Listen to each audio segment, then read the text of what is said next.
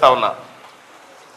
జనగామ జిల్లా జనగామ ప్రజల్ని షెర్లకేం తీసి బాయిలేసినట్టు అయిపోయింది. ఇదివరకున్న ముత్తిరెడ్డితోనే కొట్లాడి కొట్లాడి కొట్లాడి ఆ పీడ పోవాలని అనుకుంటే వీడి అడగను దిగిండు. ఎవరైనా ఇవాళ పట్టభద్రుల ఉప ఎన్నిక ఎందుకు వచ్చింది అన్న? ఈ ఎమ్మెల్సీ ఉప ఎన్నిక ఈయన ఏ వక్కినే కదా. ఆడ పట్టభద్రుల ఆశయాలు నెరవేర్చి వాళ్ళ తరఫున మాట్లాడి కొట్లాడతాడని చెప్పి పల్లా రాజేశ్వర రెడ్డిని గెలిపిస్తే 3 ఏళ్లకు ఈ పదవి నాతో కాదని రోడ్డు మీద ఇచ్చిపెట్టి వెళ్ళిపోయి మళ్ళీ ఇడికి వచ్చిండు. గత పెద్దది ఇస్తేనే చేయనోడు ఇక జనగామలో మీ అందరి కష్టాలు తీరుస్తారంటే మనం నమ్మాలి. ఎట్లా గెలుస్తాడు ఎప్పుడైనా పల్లా రాజేశ్వర రెడ్డి? ఆయనకు పేరైతే మంచి అత్యతట్టు పెట్టిండు మా ప్రతాపన్న.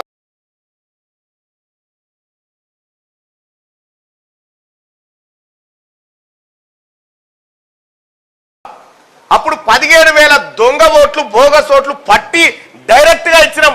ఒకేసారి మా టీం రాష్ట్ర వ్యాప్తంగా స్టింగ్ ఆపరేషన్ చేసి పట్టుకపోయి ఒకే రోజులో ఇస్తే అయినా కూడా అప్పుడు ఉన్నటువంటి ప్రభుత్వం కేసీఆర్ మేనేజ్ చేసి దొంగ ఓట్లు వేపిస్తే 6,000 తేడాతో ఓడిపోవడం జరిగింది.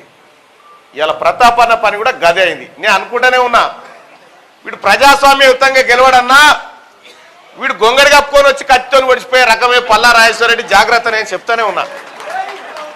అదే చేసిండు కథ.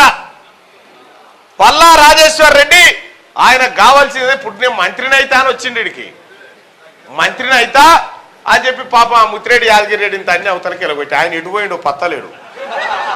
ఉన్నాడా? పల్లా రాజేశ్వర రెడ్డి కన్ను పడితే సొంత పార్టీ వాడు మాయమైనట్టే మీ భూములు, మీ జాగాలు, మీ కథ ఇవన్నీ మాయమవుతాయి.